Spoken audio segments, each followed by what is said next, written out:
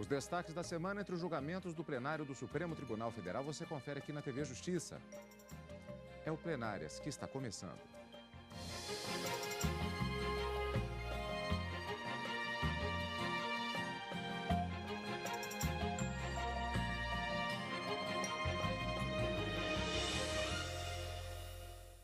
Em destaque hoje as sessões dos dias 22 e 23 de outubro de 2014. Karina, tivemos mandado de injunção, DPVAT como assunto também debatido bastante no plenário do Supremo. Sem dúvida alguma. Mandado de injunção, embora ele não tenha sido finalizado, uma discussão que acaba sendo sempre vindo ao Supremo Tribunal Federal, que é a aposentadoria especial para servidores públicos. E a discussão aqui era sobre atividades que colocam, de uma certa forma, em risco a vida desses servidores. Esses dois mandados de injunção, eles já tinham iniciado seu julgamento e nessa semana veio com o voto vista do ministro Luiz Roberto Barroso, que acabou abrindo uma divergência, mas o julgamento, como disse, não foi concluído. Esse teria sido talvez o grande destaque da sessão da quarta-feira, da sessão plenária da quarta-feira aqui no Supremo Tribunal Federal. E na quinta-feira, o grande destaque, eu colocaria dois pontos. O seguro DPVAT, que acabou sendo confirmada a constitucionalidade da redução do valor que se pagava anteriormente à luz de uma lei de 1974 e agora à luz de uma nova legislação que confere o pagamento do seguro de R$ 13.500. Os ministros consideraram que essa redução não seria inconstitucional, nem mesmo quando ela foi feita ou foi instituída por medida provisória que posteriormente foi convertida em lei. Essa foi a conclusão do plenário. E os ministros também decidiram que não cabe a ação rescisória para desconstituir uma decisão judicial já transitada em julgado, em observância ao princípio da coisa julgada, ainda que a jurisprudência, o entendimento sobre aquela matéria tenha sido alterado aqui no próprio Supremo Tribunal Federal. A União pretendia recuperar créditos do IPI de um determinado contribuinte, propondo a ação rescisória, justamente em razão dessa mudança de jurisprudência. E o Supremo decidiu que, à luz da segurança jurídica e também da cláusula pétrea, que é a coisa julgada, essa ação rescisória ela é cabível apenas em situações excepcionalíssimas e, no caso do recurso extraordinário, acabou negando provimento ao recurso da União. Eu acho que esses foram os destaques da sessão da quinta-feira e, na quarta-feira, a retomada do julgamento ainda não concluído sobre esse direito de aposentadoria especial a servidores públicos. Bom, então vamos fatiar os assuntos como sempre, começando com a sessão da quarta-feira. Os ministros retomaram o julgamento de ações que tratam da aposentadoria especial por oficiais da Justiça Federal e agentes de segurança.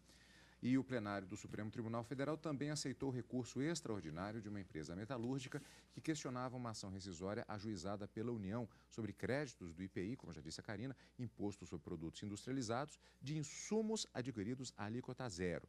O caso tem repercussão geral reconhecida e deve solucionar cerca de 500 processos semelhantes.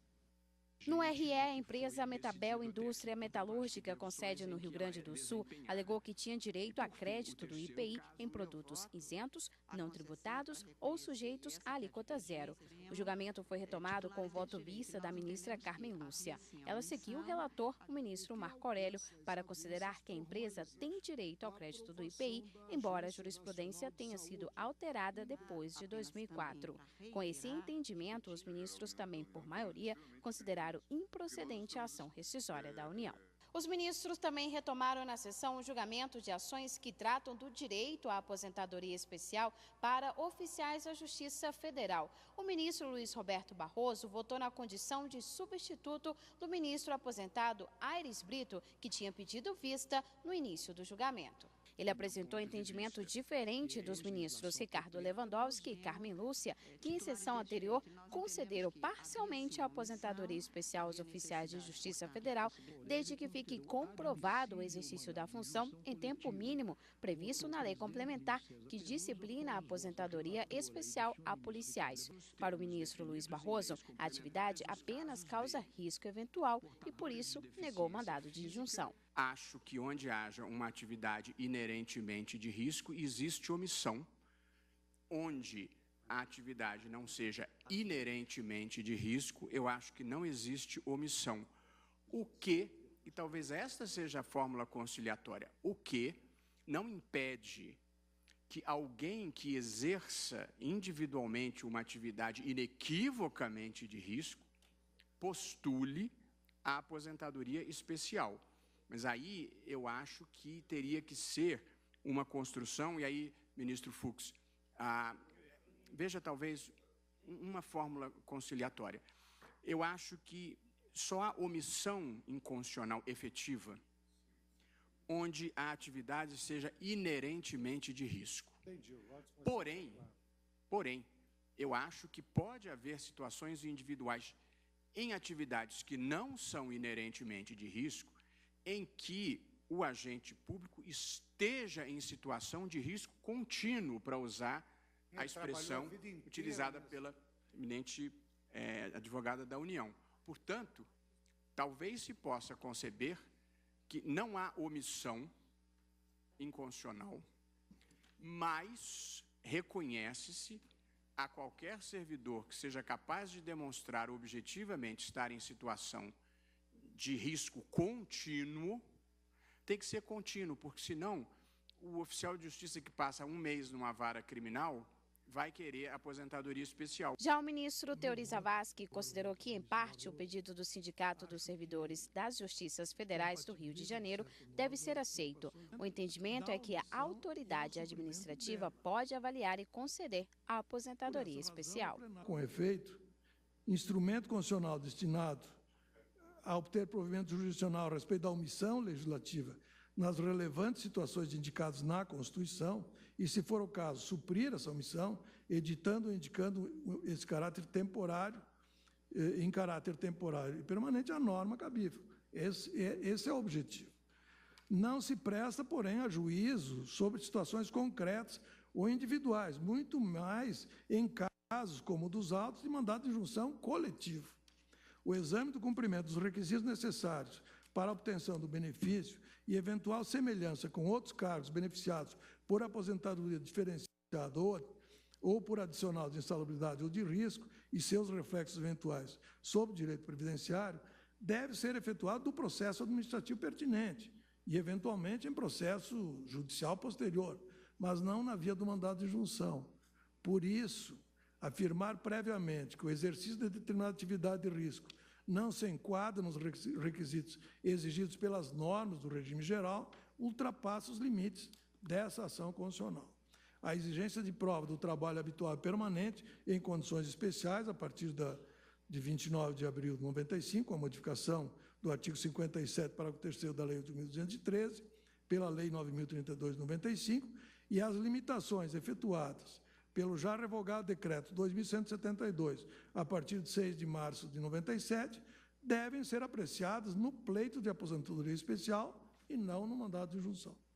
Minha conclusão, portanto, senhor presidente, é pela concessão parcial dessa ordem, para determinar que a autoridade administrativa competente proceda à análise do pedido de aposentadoria especial de servidores públicos representados pela entidade impetrante, com a aplicação subsidiária das normas do Regime Geral de Previdência Social nos termos acima referidos, que reproduz, basicamente, aplicando ao caso, o mesmo entendimento da súmula vinculante 33. Não tem diferença do ponto de vista de concepção. E a proposição adicional que eu faço, até para não repetirmos aqui o que aconteceu justamente no passado, é que se confira a essa decisão do mandado de injunção um efeito expansivo, para determinar que a administração pública observe o comando dele emergente em todas as demais situações semelhantes.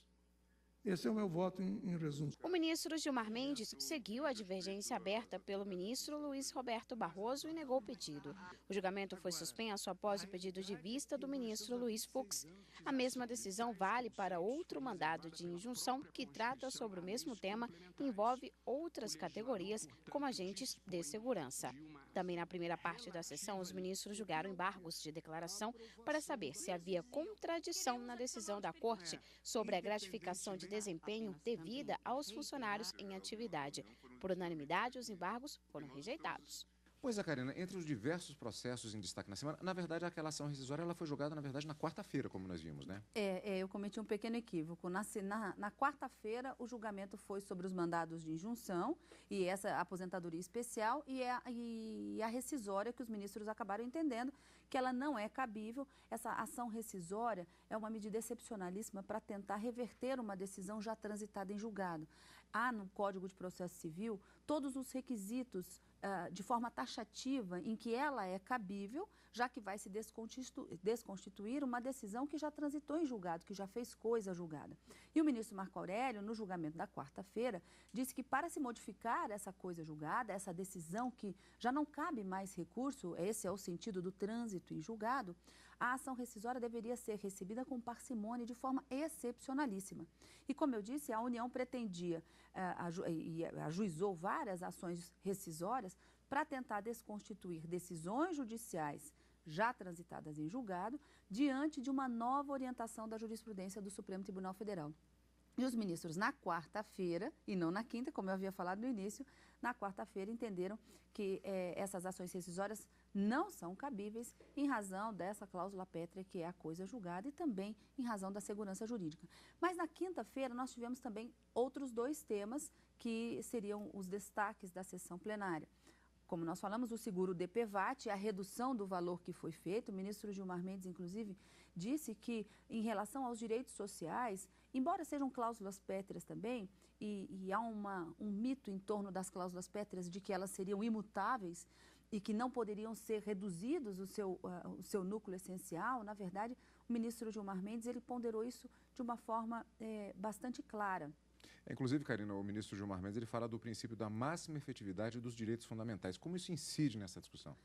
Como eu estava dizendo, ele, de uma forma bastante clara, ele disse que a legislação ela pode, inclusive, restringir direitos, embora a ação do Estado seja sempre no sentido de ampliar esses direitos, levando, inclusive, como fundamentação esse princípio da máxima efetividade dos direitos fundamentais, mas a legislação ela pode ser restritiva, sim, devendo sempre observar esse chamado núcleo essencial dos direitos, que não podem ser extintos. Daí o entendimento de ser uma cláusula pétrea. Então, para os ministros, o que acabou sendo decidido é que, embora tenha havido a redução do valor do seguro DPVAT pago, a legislação pode fazer isso, embora em razão das circunstâncias atuais, e isso não implicaria de forma alguma uma violação aos direitos sociais, ao princípio da vedação do retrocesso, que foi um dos argumentos trazidos para a declaração de inconstitucionalidade, e nem muito menos uma violação da dignidade da pessoa humana. Então, eu disse que esse seria um primeiro destaque da quinta-feira e também uma outra discussão que não foi finalizada, mas foi iniciada, é sobre o direito de indenização de servidores que teriam realizado um concurso público em 91, mas que apenas teriam sido empossados, tomado posse efetivamente no cargo, em 1997, por força de uma decisão judicial. A pergunta é, esses servidores que ficaram esse lapso temporal todinho sem ser nomeados, têm direito à indenização ou não? Esse julgamento, ele foi iniciado na sessão de quinta-feira, mas foi suspenso em razão de um pedido de vista e pode ser retomado dentro em breve no plenário do Supremo Tribunal Federal. Bom, vamos ver a reportagem da TV Justiça em relação à sessão plenária da quinta-feira, na qual houve todas estas discussões. O plenário do Supremo, na quinta-feira, ele considerou constitucionais as alterações na legislação sobre o seguro obrigatório de danos pessoais causados por veículos automotores de via terrestre, o famoso DPVAT. Por maioria de votos, já adiantando o resultado, os ministros julgaram improcedentes as ações diretas de inconstitucionalidade 4627 e 4350, que foram ajuizadas pelo Partido Socialismo e Liberdade, o PSOL, e pela Confederação Nacional de Saúde, Hospitais e Estabelecimentos e Serviços, CNS, respectivamente. E também, por maioria de votos, foi negado o provimento a um recurso extraordinário com agravo, de número 704.520, de relatoria do ministro Gilmar Mendes, que foi interposto por um segurado que questionava a mudança no valor da indenização. As ações diretas de inconstitucionalidade e o recurso julgados pelo Supremo questionavam alterações feitas na lei que regulamenta o DPVAT. A medida provisória aprovada em 2006 pelo Congresso e transformada em lei no ano seguinte estabeleceu, entre outros pontos, o limite de R$ 13.500 para indenizações por morte ou invalidez permanente, percentuais para lesões parciais e o reembolso no valor de R$ 2.700 em serviços de saúde comprovados.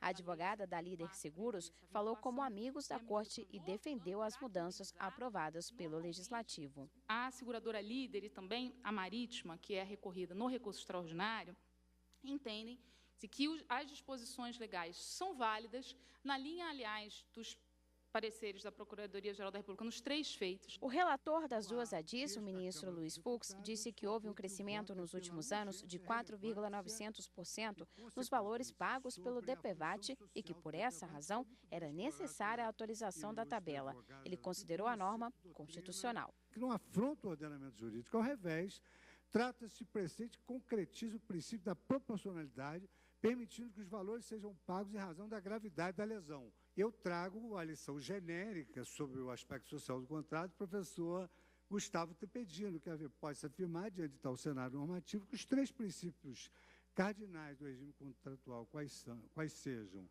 a autonomia privada, a força obrigatória e a relatividade obrigacional, embora mantidos pelo sistema, adquirem novos contornos, com o surgimento de 3 novos princípios, quais sejam a cláusula geral de boa-fé objetiva, o equilíbrio econômico da relação obrigacional e a função social do contrato. E aqui eu me permito digredir mais um pouco. Também não se vislumbra qualquer planejamento estatal imposto aos hospitais privados.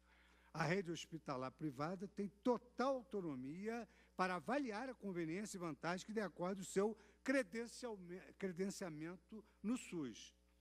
Não se impõe, por outro lado, aos hospitais privados que façam atendimento pelo SUS e que se submetam às regras desse regime público. No entanto, se o hospital pretender ser tido como entidade filantrópica ou pretender elevar o seu número de atendimentos, poderá optar pelo credenciamento, ocasião em que as diretrizes estatais decidirão. E eu também tinha separado, senhor presidente, mas os volumes são muito grandes, digamos assim, dados que confirmam a justeza do que foi afirmado na tribuna. Quer dizer, a prosseguir-se com o sistema antigo, ter-se-ia que majorar o aumento do DPVAT em mais de 1000%. Então, os valores são realmente absurdos. Então, senhor presidente, por esses fundamentos legais e perifericamente interdisciplinares, e firme na ideia de que a nova legislação é plenamente compatível com a moldura do texto constitucional e aperfeiçoa a sistemática do pagamento do seguro DPVAT no Brasil, eu proponho, senhor presidente, meu voto pela improcedência dos pedidos formulados em ambas as ações diretas, corroborada essa proposta de voto pelas manifestações do Ministério Público e da Advocacia da União. O ministro Gilmar Mendes fez a relatoria de um recurso extraordinário com agravo que igualmente questionava as modificações na norma do seguro obrigatório. O ministro também considerou que não houve ilegalidade na edição da lei do DPVAT. Eu digo que, na linha da jurisprudência do tribunal, que cabe destacar que a conversão da medida provisória na lei não prejudica o debate acerca do atendimento dos pressupostos constitucionais necessários à adoção dessa espécie legislativa, como já deixamos assente. Lembro o verbo graça, a DIN 3330 da relatoria do ministro Aires Brito, mas haverá outros precedentes. Na espécie é evidente a continuidade normativa entre o ato legislativo provisório e a lei que resulta de sua conversão. Mas eu entendo que, no caso, o argumento não é de ser acolhido. Na linha da orientação assentada pela jurisprudência dessa Corte, a análise dos requisitos constitucionais necessários à adoção de medidas provisórias em princípio, de regra, um juízo político a cargo do Poder Executivo e do Congresso Nacional, no qual, salvo nas hipóteses de notório abuso, não deve se miscuir o Judiciário. Já o ministro Marco Aurélio discordou dos votos dos colegas. Afirmou que a medida provisória proposta pelo Executivo alterou uma norma em vigor há mais de 30 anos e que caberia ao Legislativo a iniciativa de modificá-la. Nós temos atendido aqui o predicado da urgência para admitir a invasão, ou melhor, para admitir a atuação do Poder Executivo em campo reservado ao Legislativo? A resposta para mim, presidente, é negativa. Não se pode cogitar na espécie, principalmente no que se disciplinou o seguro, valor de seguro, se disciplinou impossibilidade de cessão de seguro, não se pode cogitar do concurso dessa exigência constitucional para que o Executivo, muito embora ficando o ato sujeito a uma condição resolutiva, adentre campo reservado ao legislador. Por maioria, o plenário do Supremo decidiu que as alterações do DPVAT são constitucionais. O recurso teve repercussão geral reconhecida e deve solucionar mais de 770 processos que estão parados nas instâncias inferiores. O seguro cobre casos de morte, invalidez permanente ou despesas com assistência médica e suplementar em casos de lesões de menor gravidade causadas por acidente de trânsito. O recolhimento é anual e obrigatório para todos os proprietários de veículos. Karina, como você já adiantou, isso foi um dos destaques, essencialmente na primeira parte da sessão. Na segunda parte, houve um debate também que ainda não foi encerrado, como você já adiantou, insisto, com relação à questão da posse de pessoa que passou em concurso público, mas ela só tomou posse em função de decisão judicial. Exatamente. E o pedido de indenização referente a esse período em que ela teria tido direito, segundo a argumentação, a ter recebido proventos, pois ela poderia ter tomado posse anteriormente. Essa discussão é bastante interessante e não acabou. O ministro Luiz Roberto Barroso, na sessão de quinta-feira, ele acabou abrindo uma divergência. O tema, ele gira em torno da responsabilidade do Estado. E o ministro Luiz Roberto Barroso entendeu que esses candidatos não teriam direito a essa indenização, porque eles teriam que ter efetivamente, vamos dizer assim, o pagamento de uma remuneração ou dessa indenização teria que ter tido um efetivo exercício do cargo, que não aconteceu. Então, para o ministro Luiz Roberto Barroso, não haveria o direito de indenização. Mas o ministro Marco Aurélio, que já havia votado e é o relator, entendeu que o pagamento da indenização e não remuneração seria devido, sim, em razão desse lapso temporal. Na verdade, eram candidatos a um cargo de auditor fiscal do Tesouro Nacional. O concurso teria sido realizado em 1991 e apenas em 1997 eles teriam tomado posse efetiva no cargo. Então, de 91 a 97, em tese, se eles não tivessem que ter entrado na justiça para obter o direito dessa nomeação, talvez eles já tivessem recebido toda essa remuneração. Então, justamente em razão dessa circunstância em que se busca, em que se pleiteia esse direito de indenização desses anos anteriores, em que eles não puderam trabalhar em razão de não terem sido nomeados. Nomeados e empossados. A União rebate esses argumentos, dizendo que não há qualquer responsabilidade do Estado, que não houve arbitrariedade na não nomeação e que tão logo a decisão judicial foi proferida, determinando a nomeação, essa foi feita. Então, não teria havido uma negligência, vamos dizer assim, por parte do Estado ou alguma ação do Estado prejudicial depois dessa decisão judicial. Mas o julgamento, como eu disse, ele não foi finalizado. O ministro Teori Zavascki pediu vista e isso deve ser retomado no plenário do Supremo Tribunal Federal. E é uma decisão que vai acabar respingando em vários outros candidatos em todo o Brasil. Daí a grande preocupação em se firmar uma tese a partir dessa discussão no Supremo Tribunal Federal.